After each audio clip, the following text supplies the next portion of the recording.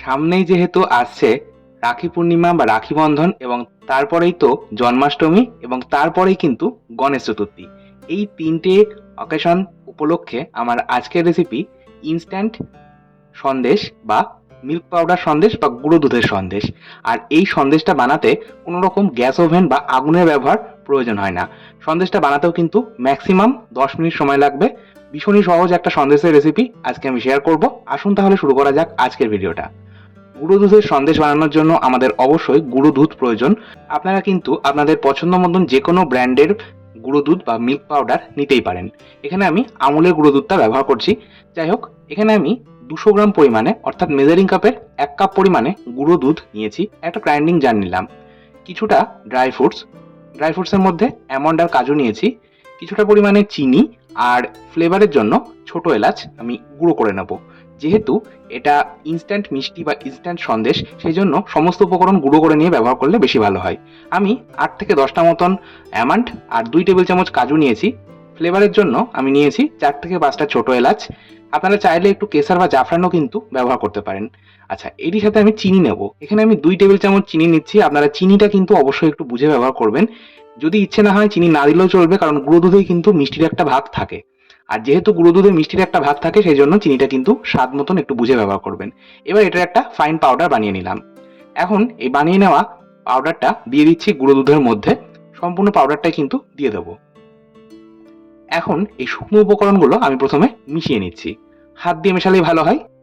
এর আগে আমি গুঁড়ো দুধের ইনস্ট্যান্ট গুজিয়া কিভাবে বানাতে হয় তার রেসিপিটা শেয়ার করেছিলাম।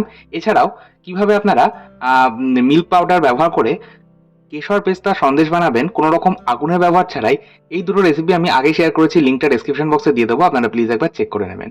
যাই হোক, আমি এই গুঁড়ো দুধের মিশ্রণটার মধ্যে বাইন্ডিং আনার জন্য দুধ ব্যবহার করলাম।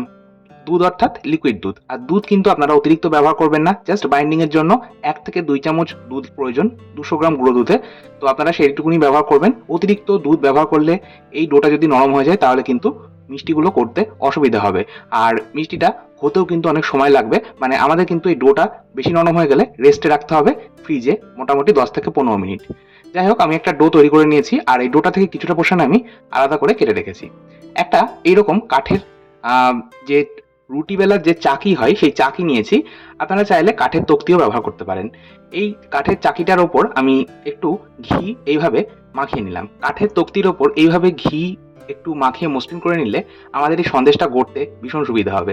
আর এই ডোটা যদি বেশি নরম হয়ে যায়, সেক্ষেত্রেও কিন্তু আপনারা হাতের মধ্যে একটু ঘি মাখিয়ে নেবেন, কারণ এই গুঁড়ো দুধের যে ডোটা তৈরি করছি তাতে যদি অতিরিক্ত দুধ পড়ে যায়, তাহলে কিন্তু নরম হয়ে যাবে আর ভীষণ একটা চটচটে ডো তৈরি হবে। সেক্ষেত্রে হাতের মধ্যে একটু ঘি দিয়ে ডোটা আপনাদের তৈরি করতে হবে। যাই হোক, আমি যে বড় অংশটা রেখেছিলাম গুঁড়ো দুধের ডোটা থেকে, সেটা আমি একটু এইভাবে লম্বা করে নিলাম। আর যে অল্প পরিমাণ অংশটা রেখেছিলাম, তার মধ্যে খুব সামান্য একটু ইয়েলো ফুড কালার দিয়ে আমি মিশিয়ে নিলাম। এই ইয়েলো ফুড কালার আপনারা চাইলে নাও দিতে পারেন। আবার যদি ইচ্ছে হয় আপনার অন্য কোনো কালার, অর্থাৎ লাল বা সবুজ রঙও কিন্তু দিতেই পারেন। এখন আমি এই ছোট ডোটাকেও এইভাবে রং মিশিয়ে নেওয়ার পর আমি একটু লম্বা করে নিলাম। এখন একটা ছুরি নিয়েছি। এই কাঠের তক্তিটার ওপর কিছুটা পরিমাণে এক্সট্রা ঘি রয়ে গেছে, আমি সেটাই এইভাবে ছুরির ওপর একটু মাখিয়ে ছুরিটা একটু মসৃণ করে নিচ্ছি। এতে করে আমাদের এই সন্দেশটা কাটতে কিন্তু সুবিধা হবে, না হলে সন্দেশটা আবার ছুরির গায়ে লেগে যাবে। যাই হোক, এখন যে বড় অংশটা রয়েছে, মানে কোনো রকম ফুড কালার ছাড়া যে অংশটা রয়েছে, সেটা এইভাবে মাঝ বরাবর অর্ধেক করে নিলাম।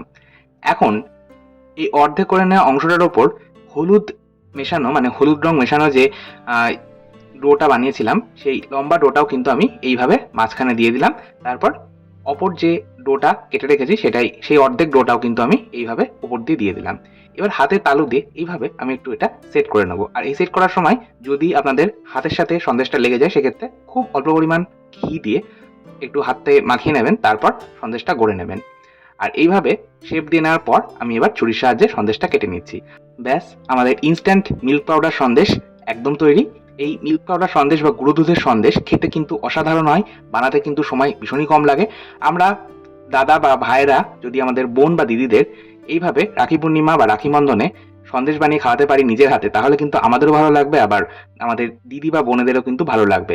এছাড়াও আপনারা চাইলে গোপালকে জন্মাষ্টমীতে অথবা গন্নুকে গণেশ চতুর্থীতে ভোগ হিসেবে নিবেদন করতে পারেন। আজকের মতো এই পর্যন্তই।